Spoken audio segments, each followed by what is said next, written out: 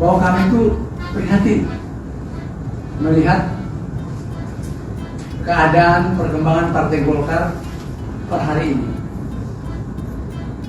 di mana Partai Golkar baik di dalam Munas dan Rapim sudah memutuskan ketua umumnya Pak Erlangga Hartarto untuk menjadi calon presiden atau wakil presiden.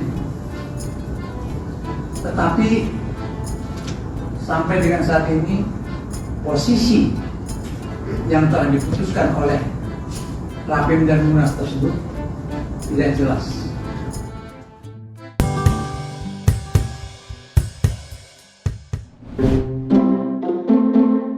PDIP Ganjar Pranowo, Gerindra Prabowo Subianto, Nasdem Anies Baswedan, Golkar belum ya? Pemilu tinggal 8 bulan lagi nih. Beberapa partai politik raksasa di Indonesia juga udah ngajuin jagoannya buat maju ke pemilu 2024. Tapi Golkar apa kabar ya? Kok kayak jalan di tempat gini sih? Waduh, udah mau pemilu kursi Airlangga Hartarto malah digoyang dari internal. Ternyata Dewan Pakar Partai Golkar udah mulai risih karena DPP Golkar belum juga bikin keputusan soal baca pres pemilu 2024. Padahal di Musyawarah Nasional tahun 2019, Airlangga udah dimandat buat jadi ketum sekaligus baca pres di pemilu 2024. Ya, walaupun Golkar udah bikin koalisi bareng sama PAN dan P3, tapi arahnya nggak jelas mau dibawa kemana koalisi ini. Malah P3 sekarang udah deal-dealan sama PDIP buat dukung Ganjar Pranowo jadi baca pres. Belum lagi PAN yang lagi PDKT kesana-sini sambil ngotot dukung Erick Thohir jadi cawapres. Malah sempat ada isu juga kalau Golkar bakal menggelar musyawarah nasional luar biasa atau Munaslup buat mengganti hasil Munas 2019.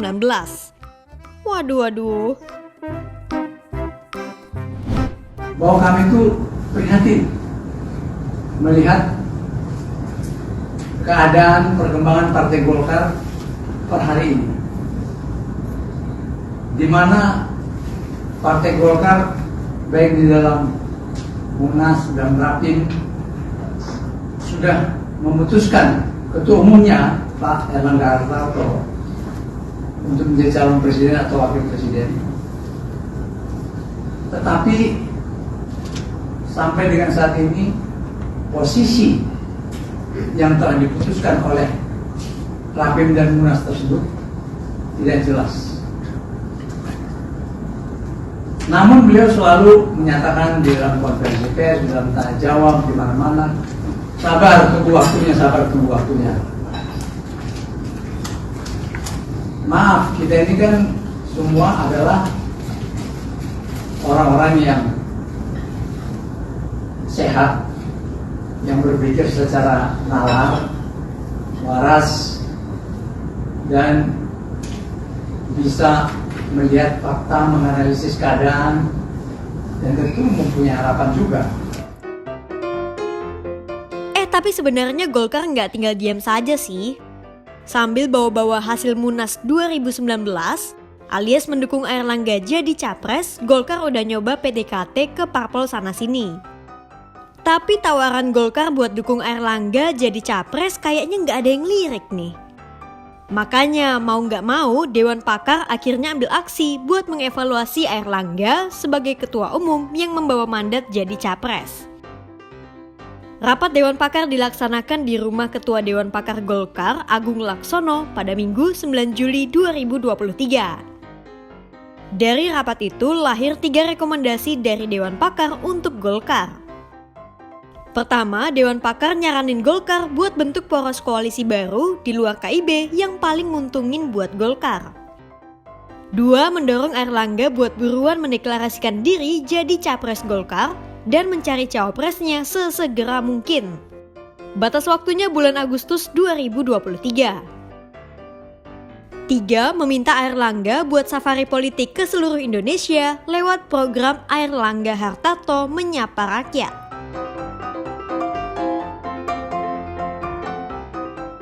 Nah, saya laporkan ke senior. Jadi pada saat rapat Dewan Pakar di rumahnya Pak Agung Laksono, itu rapat yang ke-8, saya kira sudah terekspos semuanya di TV maupun di berita-berita. Ada 3 poin.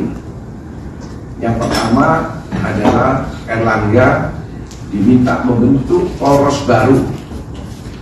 Nah, poros baru itu apa? Tadi sudah dijelaskan juga sama Pak Lawrence. Peluangnya cuma satu, adalah di PAN. Atau kecuali kalau ada partai-partai yang melakukan perubahan, umpama Partai Demokrat keluar dari Anies terus gabung dengan Erlangga, itu bisa. Jadi dia begitu. Tapi kalau posisinya ini tidak bergerak, maka cuma ada satu peluang dengan PAN. Nah, dibentuk poros baru dan Erlangga sebagai presiden. Itu poin pertamanya.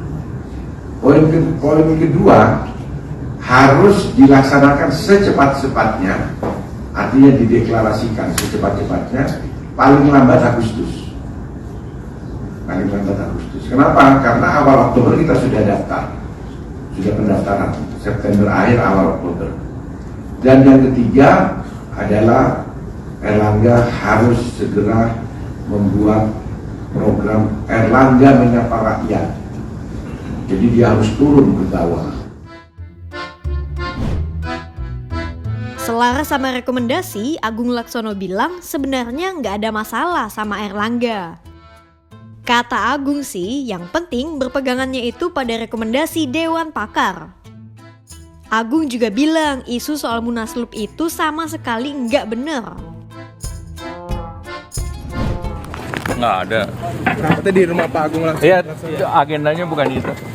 Kalau soal mau mengganti Bapak untuk dicapresin gimana Pak? Tidak ada itu. Pak Ridwan mengatakan tersebut Pak. Katanya Tidak ada. Ya. Berarti selama ini masih Bapak ya Pak ya untuk capresnya? Berarti masih solid ya Pak? Forum tertinggi Rakernas Rapim Munas. Mas Kan mau ada rencana Munaslup Pak katanya Pak. Berarti isu itu tersebut tidak benar ya Pak ya? Ada munaslup itu Pak? Tanya Pak.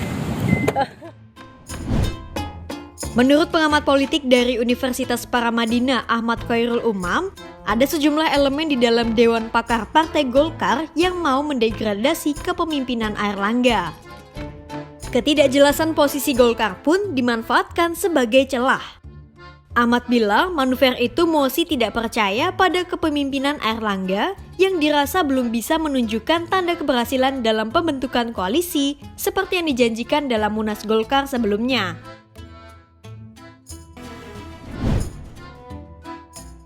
Nah, buat Airlangga sendiri sebetulnya sudah beredar isu paket-paket yang bisa memposisikan ketum Golkar itu jadi capres atau cawapres. Misalnya sama Gerindra, Golkar udah ngajuin Airlangga jadi cawapres Prabowo. Atau sama PAN, ada juga opsi Airlangga maju jadi capres dengan cawapresnya Zulkifli Hasan. Nah, masih ada waktu sebulan lagi nih dari batas waktu yang dikasih Dewan Pakar. Kira-kira keputusan apa ya yang bakal diambil Golkar?